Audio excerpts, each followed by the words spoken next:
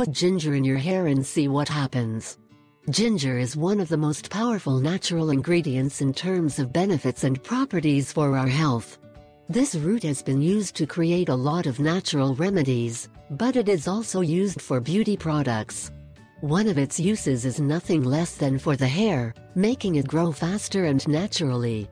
So if you want to grow your hair faster, here we tell you how to prepare the natural treatment of ginger for hair. You will see that in a short time you have it longer.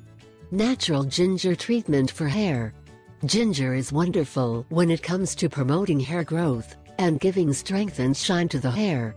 In addition, using ginger for the hair can help you in a very favorable way to definitively eliminate the dandruff. Look at the natural ginger hair treatment, which will make your hair look like a soap opera actress in a few days. Ingredients: 1. A ginger root. 2. A spoonful of honey. 3. A spoonful of olive oil. Method of preparation and application.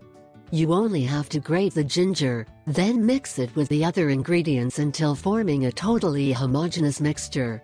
Apply this powerful natural ginger-based hair treatment once a week, with damp hair, and let it act for 40 minutes, covering the hair with a bathing cap.